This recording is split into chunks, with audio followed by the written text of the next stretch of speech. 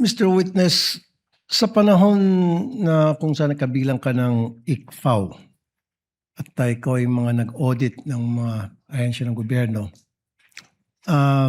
meron ka na bang, bukod sa OBP at saka sa DepEd under PP Sara, meron ka na bang ibang agency ng government na na-issue nyo ng disallowance? Sa pagkakalam ko meron na po. Ano itong mga agency na ito? Hindi ko po pwedeng i-disclose. Your Okay. Honor. At bakit? Bakit sila na-issue ng disallowance? Dahil yun nga po, since ang basis lang po namin ay yung joint circular, hindi po compliant dun sa provisions ng joint circular. Hindi compliant. Okay, so nung na-issue ng disallowance yung office ni BP Sara, ano yung naging tugon nila? Wala na po akong personal knowledge, Your Honor, kasi wala na po ako sa ICFAO. Okay. Nabanggit mo rin na ikaw nga'y pinuntahan sa tanggapan mo sa COA para magkaroon ng tinatawag na audit query. Yan bang kauna-unang pagkakataon lamang na meron government agency na pumunta sa opisina mo para makipag-usap sa'yo? May mga agency po na nagtatanong, nagsisik po ng clarification with respect to the provisions of the joint circular. Pero yung OBP po yung first time na nag-ask po ng audit query. OBP? Yes po. Okay. Noong mga panahon na pumunta sila sa inyong tanggapan, pinanganak na ba doon si Mary Grace Piatos? Hindi pa. Meron na bang Grace Piatos noon? Hindi, wala po doon sa submissions nila po, Your Honor. Wala pa. Okay. Nung puntahan ka ng Chief of Staff ng OVP at saka yung si Attorney na nandito ngayon, nakalimutan ko yung pangalan niya. Ayoko na pangitin. POA. Were you intimidated? Wala naman pong ganun, Your Honor. Good. And yun yung isang unang pagkakataon na sabi mo kanina na may pumunta doon para makipag-usap tungkol sa audit query. Yes po. Okay. Anyway, nothing personal to sa'yo, attorney. You're a good lawyer. As a matter of fact, dati nakausap ko siyang meron programang Wanted sa radyo, may problema tungkol sa DepEd, and I call him at sumasagot naman siya at yung mga sinasagot niya sa akin, okay naman. And for that, hanga ako sa'yo. Doon lang sa programang Wanted sa radyo na mabilis kang lapitan at natutugunan mo yung mga problema nilalapit ko sa programa ko. Thank you. Thank you.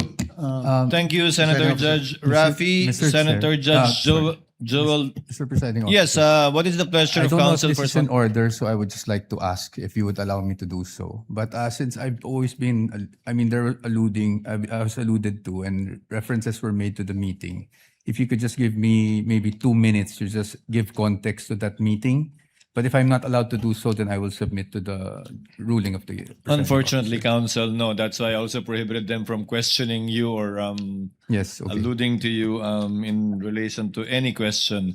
I You will understand. have the appropriate opportunity during your presentation of evidence in chief, if you do so, if you want to explain that meeting. Although I watched you This is- trying to explain it yesterday already, which I will address later. But we will cross the bridge when you present your evidence in chief, Attorney Pao. You will have your chance. Thank you, thank you. I respect that, Mr. Presiding Officer. Senator Judge Villanueva, you have 2 minutes, sir. You may proceed when you're ready. I'll help a bit. Is there anything illegal, improper to that meeting, Mr. Witness? Wala naman po since Thank you. may mga agency naman po na nagtatanong din po sa amin. Thank you. Sa item 4 ng Feb 1 na AOM na ginawa po ninyo, sabi po ninyo masyadong general ang socio-economic program delivery at hindi ito tinukoy yung specific confidential activities. Ano po yung minimum level na of detail na dapat ay nakasaad po doon sa PFP o yung physical and financial plan upang makapagbigay po ng ito ng tunay na authority at spending limit at hindi naman na inilalantad yung sensitibong operational information. Based po dun sa joint circular, dapat naka-indicate po dyan yung specific programs, activities, and projects po na pagbabasehan ng kanilang confidential disbursement po. Yung specific confidential activities po na kanilang pagbabasehan, since yan po ay plano, dyan po nakabase yung kanilang confidential expenses. So the PFP is not merely a reporting form. Yes po. Yan po yung basis for disbursement. Dapat po bang approve at sufficiently detailed yung PFP bago ilabas o gastusin ang confidential funds? Kung magbigay lamang po ng mas detalyadong paliwanag, for example, pagkatapos magastos yung salapi, maaari po ba nitong retroactively ma-cure ang kakulangan dun sa PFP? Sa original PFP? Pwedeng pa ulit po ng tanong, Your Honor. Sorry po. Ulitin ko lang Dapat po bang approved at sufficiently detailed na yung PFP bago ito ilabas o gastusin ang confidential funds? At kung nagbigay po sa pagkakataong ito ng mas detalyadong paliwanag pagkatapos magastos yung salapi, maaari po ba nitong retroactively ma-cure ang kakulangan sa original PFP? Maaari po, Your Honor. So maku-cure siya. Ngunit hindi ito nagawa. Kaya po natuloy yung AOM, kaya natuloy dun sa NS. Yes po. Nabanggit po ninyo na limitado yung space sa accomplishment report, kaya hindi po maipaliwanag ng ahensya kung ano talaga yung bawat purchase o expense. At dahil dito, tama po ba na hindi dapat ibase lamang ng COA yung kanilang findings doon sa broad labels lamang at kailangan suriin muna ang bawat transaksyon at supporting document? Yes po, Your Honor. Doon po sa 82 million na medical and food aid, 20 million na incentives of traveling, sinuri po ba ng COA ang bawat purchase at payment? Alin po dito yung supported at allowable sa ilalim ng item 4.8 at alin naman po ang unsupported o hindi allowable?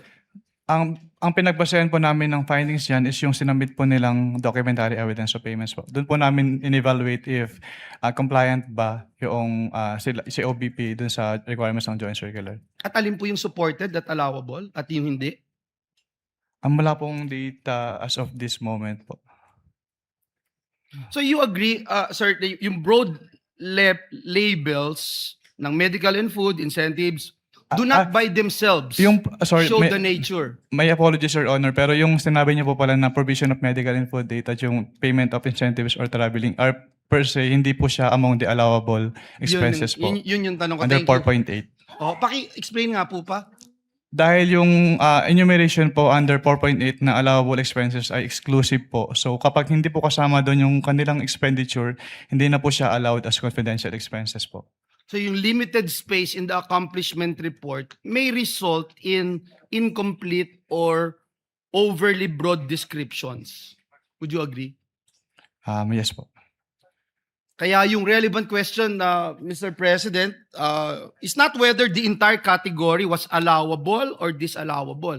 ECOA should be able to identify, at nabanggit po ng witness natin, to identify the specific transactions and amounts that were supported, unsupported, or outside the allowable purposes. Yes Tama po yun. Yes po. Magwawakas lang po ako, Mr. Presiding Officer, by saying, again, and I pounded this a while ago, importante na may independent, verifiable powers ang COA, hindi lamang dun sa documents na sinesend po sa kanila. Just to share my experience when I was in TESDA, dun sa, before the AOM came out, yung pong scholar, for instance, tinawagan po yung scholar, hindi ho makontak, nagpalit ho ng telephone number. Sabi, ghost na agad. So, ang hirap po nun. But dun sa AOM, na-approve, kaya hindi nag-issue ng notice of suspension because natuntun yung scholar. So, I hope that is very clear and would help our Commission on Audit in doing their job more efficiently. Thank you very much, Mr. Witness. Thank you, Mr. Presiding Officer.